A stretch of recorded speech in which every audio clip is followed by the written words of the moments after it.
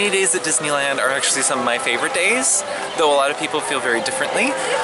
But you just have to know what you have to change, what is going to be open, what's going to be closed, and also how to prepare for it.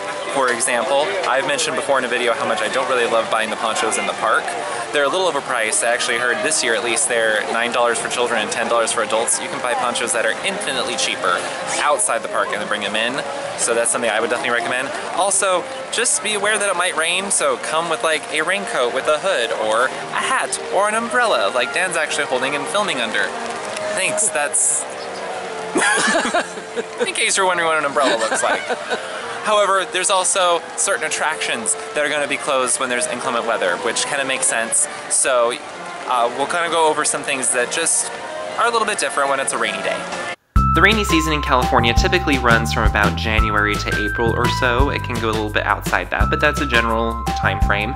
Make sure if you're traveling during that time that you check the weather forecast before you leave so you can know what to expect. However, don't be deterred from going to the parks on a rainy day. As you can see, not only are the crowds a heck of a lot lighter just to walk through, but the lines have virtually no one in them. Even on Pirates of the Caribbean, which always has a really long wait in the middle of the afternoon, you can pretty much walk onto it because there's no one else around.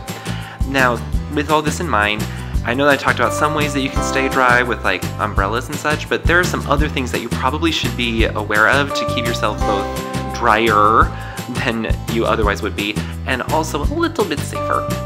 For example, Disneyland is not completely flat, so there will be standing water around. Make sure you look out for puddles so you don't get your legs wetter than they already will be.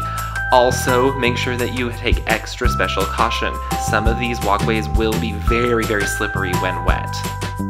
The most annoying part about rainy days is the rides that will have to close due to inclement weather. There's not very many of them, but you should be aware that it can happen. Luigi's Rollickin' Roadsters in California Adventure is one of the worst because it cannot even operate if the track is wet at all. It will probably close down first and it will stay down the longest because they have to wait till it completely dries. Other rides to take note of that will close periodically when it's raining include Alice in Wonderland, the Mad Tea Party, Storybook Land Canal Boats, or any other ride that starts outside or involves the outside may have something happen to it. They will put signs out front so that they will let you know why it's closed and what's going on. That it's not just because they want to, it's because they have to.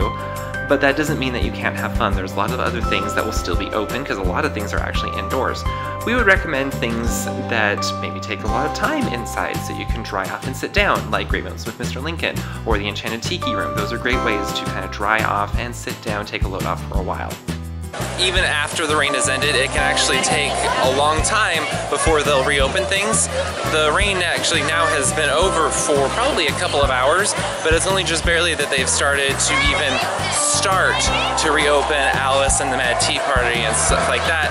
So keep that in mind. If it's a really heavy rainstorm, it's not just going to be until the rain stops that some things will open up. So important thing to keep in mind. So there's our thoughts and advice. But what do you think? Do you like rainy days, or could you deal with anything other than the rain at the parks? Either way, let us know in the comments below, as well as any questions that you may have, because this is something that you really need to know when you're planning your trip. Make sure you also like and subscribe. Make sure you keep getting our videos every week, and then follow us online for even more updates, which will be coming, promise. And until then, we will see you guys next week. All right, bye.